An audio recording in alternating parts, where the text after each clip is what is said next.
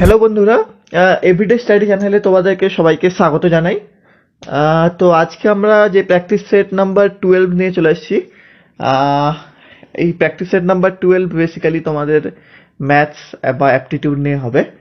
তো এর আগের 11টা প্র্যাকটিস সেট আমরা ছেড়েছি। যারা সেগুলো দেখোনি তাদের উদ্দেশ্যে বলা হচ্ছে তারা যেন ভিডিওগুলো দেখে এই ভিডিওটা দেখতে আসে। অ্যান্ড তো চলো শুরু করা যাক প্র্যাকটিস সেট নাম্বার 12। ওকে, চলে যাওয়া যাক আমাদের প্রথম প্রশ্নের দিকে। তো আমাদের ফার্স্ট প্রশ্ন হলো আজকের, কি বলেছে না, if 120 is 20% of a number then 120% of the number will be কত। তার মানে হয়েছে, জানতে চাইছে যেটা, যে 120 হচ্ছে কি না 20% অফ এ নাম্বার। তাহলে 120 হচ্ছে 20% অফ এ নাম্বার, মানে 120 হচ্ছে কি না 20% একটা নাম্বারের। তাহলে নাম্বারটা কত বন্ধুরা? নাম্বারটা হবে তোমার 120, 20% বলেছে, তার মানে 120 ইন্টু কি হবে না 100/20। তো 100/20 হলে কত হচ্ছে, 20 5 100, তাহলে নাম্বারটা হচ্ছে তোমার 600। এবার কি বলেছে, 120% of the number will B, মানে ওই যে 600 নাম্বারটা, এটার 120% কত হবে? তাহলে 600 নম্বরে 120% কত হবে না 600 ইন্টু 120/100। তো 600 ইন্টু 120/100 করলে কত হচ্ছে, 0 0 কেটে যাচ্ছে, তাহলে 12 ইন্টু 6 মানে 720। তার মানে এখানে অপশন ডিটা হয়ে যাবে তোমার একদম সঠিক উত্তর, 720। যা চলে যাই আমরা আমাদের আজকের দ্বিতীয় প্রশ্নের দিকে। দেখো বন্ধুরা, পরের প্রশ্ন কি দিয়েছে না, 1/7 যোগ 999 পূর্ণ 692/693 ইন্টু 99 এর মানটা কত বলতে চেয়েছে। তো দেখো বন্ধুরা, এই ধরনের প্রশ্ন কি করে করবে, এই ধরনের প্রশ্নগুলো দেখো দেখে কতটা কঠিন লাগছে। তো আমরা প্রথমে যদি আমরা সেকেন্ড ফ্যাক্টরটাকে আমরা নিয়ে যাই, সেকেন্ড ফ্যাক্টরটাকে আমরা যদি ভাঙি, তাহলে এটা কি করে কত হবে না 693 ইন্টু 999, তাই তো 693 ইন্টু 999 মাইনাস 692 বাই 693 এরকম হয়। তো এটাকে যদি আমরা ভাঙি, তাহলে এটা সমান সমান কি হবে, 693 ইন্টু এটাকে তুমি 1000 - 1 করো, তাহলে এটা যদি আমি 1000 - 1 করি, তাহলে কি হবে না 693,000 মাইনাস 693, বুঝতে পারলে ব্যাপারটা, প্লাস মাইনাস 693, সরি এটা প্লাস হতো, প্লাস 692 বাই কত হলো, বাই তোমার 993। তাহলে দেখো এখানে মাইনাস 993 প্লাস মাইনাস 693 প্লাস 692 মানে কত হলো, -1। তার মানে আমার এটা সমাধান করলে কি হলো না 693,000 মাইনাস 1 বাই 993 যদি আমরা মাঝখানে সলভ করি। তাহলে দেখো এটা আমরা তোমাদের করে করে দেখাচ্ছি বলে টাইম লাগছে, না তো এটা বেশিক্ষণ লাগবে না।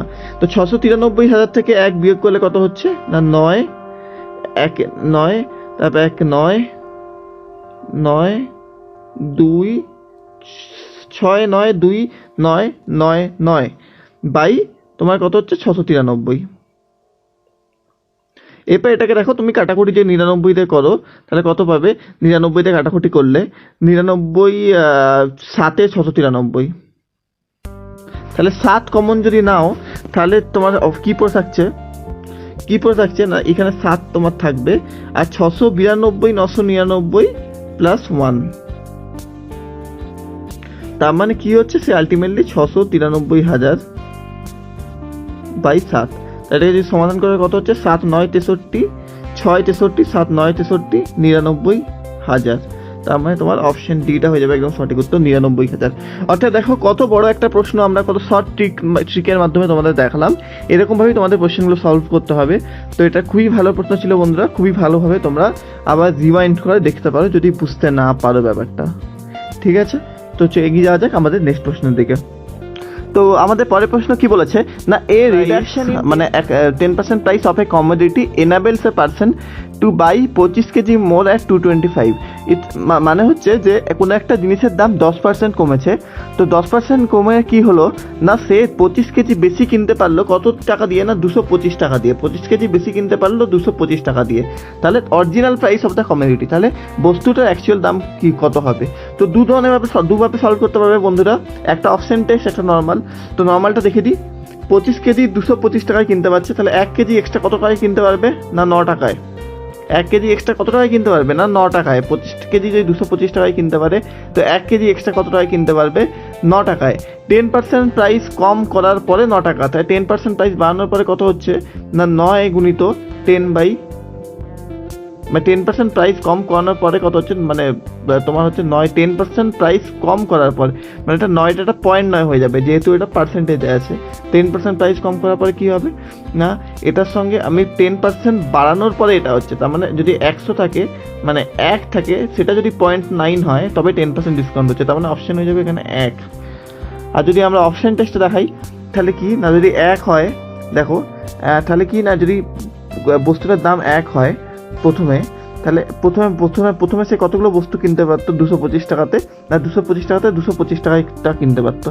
এখন সে কটা কিনতে পারবে না, এখন 10% প্রাইস কম, তার মানে এখন প্রাইস হচ্ছে 0.9, তার মানে এখন হচ্ছে 225/0.9। তো 225/0.9 যদি করো তোমরা বন্ধুরা, কাটাকুটি করে দেখবে 250 আসছে, তার মানে 250 - 225 করলে কত আসছে না 25।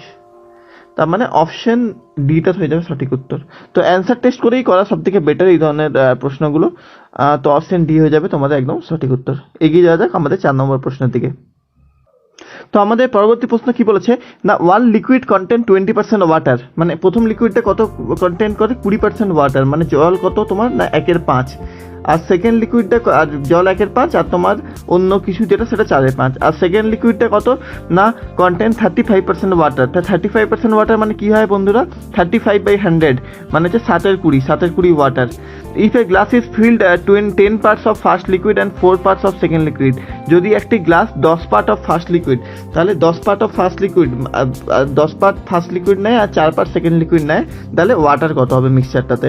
তো 10 পার্ট ফার্স্ট লিকুইড মানে হচ্ছে 10 পার্ট ফার্স্ট লিকুইড মানে ফার্স্ট পার্টে কত হবে 10 × 1/5। তারপরে কি বলেছে সেকেন্ড পার্টে কত হবে, সেকেন্ড পার্টে 4 পার্ট নিয়েছে, তাই 4 × 7/20, তো বাই কত হচ্ছে 10 + 4 14, তাহলে 10 × 1/5 কত হলো 2 2 2 2 4 5 20 7/5, 2 + 7/5 2 + 7/5 কত হচ্ছে 5 × 10 17/5, তাহলে 17/5 × 14 14/5 কত হয় 70, 14/5 কত হয় বন্ধুরা 70, 14/5 70।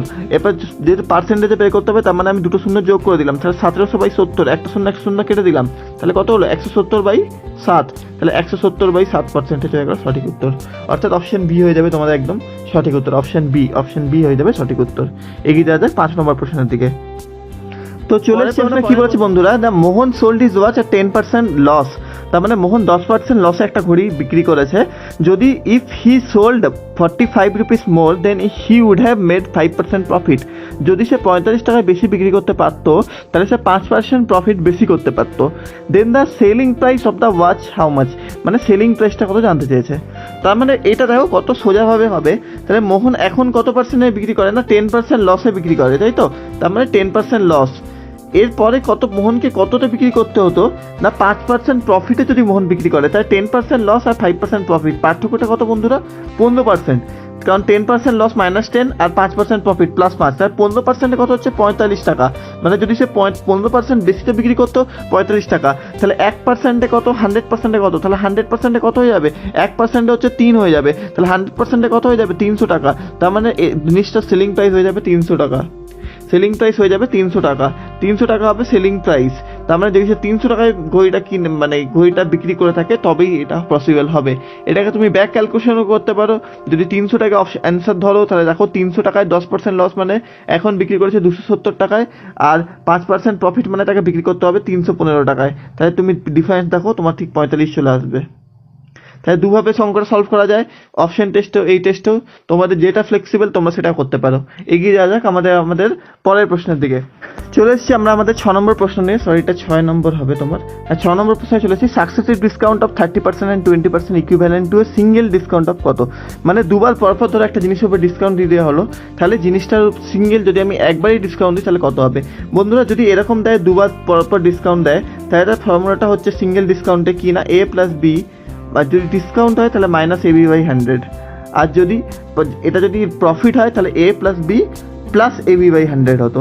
তাহলে এখানে এটা কত 30%, বিটা কত 20%, -30 × 20, 30 × 20 কত হয় 600/100, 600/100 মানে কত হয় 6, তার মানে 30 + 20 50, 50 - 6 তার মানে কত হলো 44, তার মানে এই প্রশ্নটার সঠিক উত্তর হয়ে যাবে 44%। অর্থাৎ 30% ও 20% দুবার ডিসকাউন্ট দেওয়ার মানে হচ্ছে যদি আমি একবারই 44% ডিসকাউন্ট দিই সেটার সমান, তাহলে অপশন এ হয়ে যাবে সঠিক উত্তর। এগিয়ে যাই আমাদের 7 নম্বর প্রশ্নের দিকে।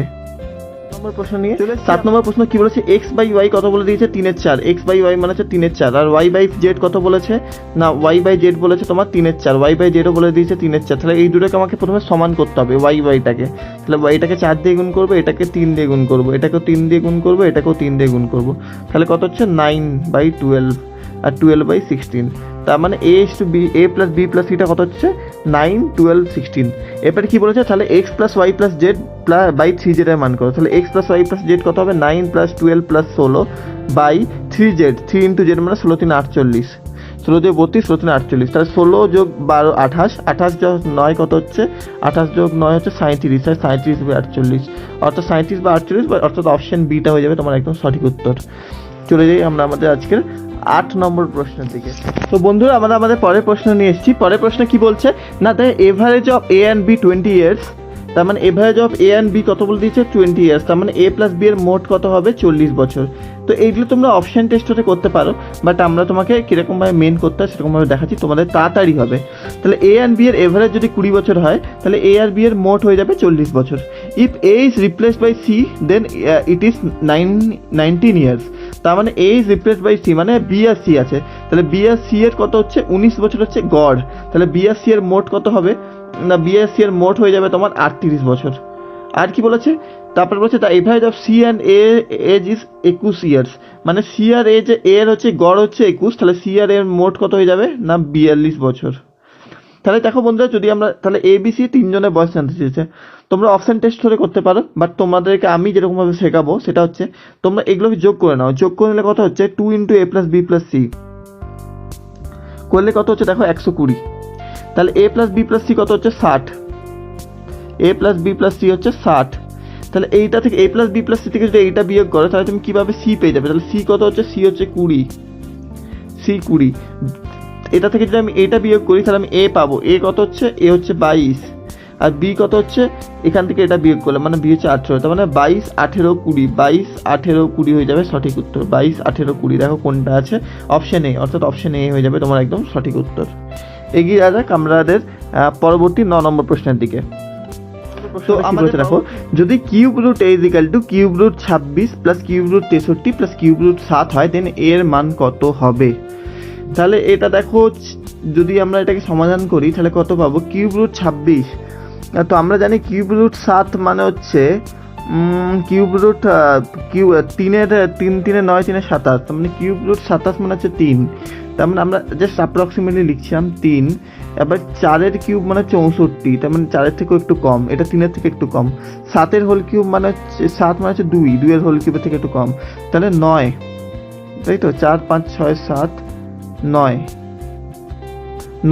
তার মানে এটা হবে 9-এর হোল কিউবের থেকে, তার মানে 9 এখানে আসছে, তাহলে এর ভ্যালুটা কত হবে 9-এর হোল কিউব, 9-এর হোল কিউবের থেকে কম, তাই 9-এর হোল কিউবের থেকে কম কিন্তু 8-এর হোল কিউবের থেকে বেশি আসবে, কারণ এখানে যদি আমি কোনোটাই 2-এর বদলে যদি 1 করি তাহলে কিন্তু এটা মিলবে না, তার মানে এটা কত হচ্ছে 9 হোল কিউব মানে 729, তার মানে 729-এর থেকে কম, 729-এর থেকে কম হবে, বুঝতে পেরেছো, 216 মানে অবশ্যই 6-এর হোল কিউবের থেকে বেশি, কারণ যদি আমরা এই দুটোই যোগ করি তাহলে এটা গ্রেটার দেন চলে আসছে, তার মানে 6-এর হোল কিউবের থেকে অবশ্যই বেশি, 6-এর হোল কিউব 216, তার মানে অপশন এটা হয়ে যাবে সঠিক উত্তর, এর মান অবশ্যই 216-এর থেকে বেশি এবং 729-এর থেকে কম হতে হবে।